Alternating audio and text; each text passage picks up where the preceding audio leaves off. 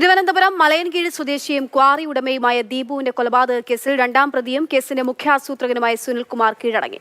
കഴിഞ്ഞ ഒരാഴ്ചയായി ഇയാൾക്ക് വേണ്ടിയുള്ള തെരച്ചിലായിരുന്നു. ഇയാളെ കോടതിയിൽ ഹാജരാക്കി റിമാൻഡ് ചെയ്തു. കളിയിക്കാവിള കൊലപാതകത്തിൽ ഒളിവിലായിരുന്ന സുനിൽകുമാർ തമിഴ്നാട് പോലീസിന് മുന്നിൽ കീഴടങ്ങി. കേസിലെ രണ്ടാം പ്രതിയാണ് സുനിൽ. 1-3 പ്രതികളെ നേരത്തെ പിടികൂടിയിരുന്നു. സുനിലിന് വേണ്ടി തമിഴ്നാട് പോലീസ് പത്തനംതിട്ടയിൽ ഉൾപ്പെടെ തിരച്ചിൽ നടത്തിയിരുന്നു. ഇതിനിടെ കഴിഞ്ഞ ദിവസം കന്യാകുമാരിക്ക് സമീപം കുലശേഖരത്ത് നിന്ന് ഇയാളുടെ കാർ റോഡ് വശത്ത് ഉപേക്ഷിച്ച നിലയിൽ പോലീസ് കണ്ടെത്തി.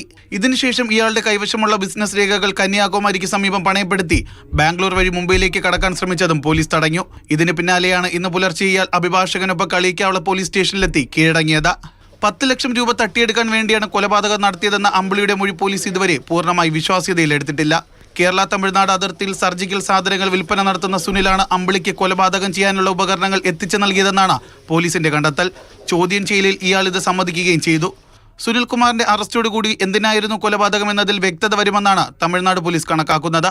കഴിഞ്ഞ തിങ്കളാഴ്ച രാത്രിയാണ് കോറിയുടമയായ ദീപുവിനെ കാറിനുള്ളിൽ കഴുത്തറുത്ത് കൊല ചെയ്യപ്പെട്ട നിലയിൽ കളിയിക്കാവിളയ്ക്ക് സമീപം കണ്ടെത്തുന്നത്. നെയ്യാറ്റിൻകര മുതൽ കാറിലൊപ്പമുണ്ടായിരുന്ന പ്രതി അമ്പിളി ദീപുവിനെ കൊലപ്പെടുത്തിയ ശേഷം കടന്നു കളയുകയായിരുന്നു. കാറിൽ നിന്ന് പ്രതി ഇറങ്ങിപ്പോകുന്ന CCTV ദൃശ്യങ്ങളാണ് കേസിൽ നിർണായകമായത്. Jibin JB, Mathrubhumi news, Thiruvananthapuram.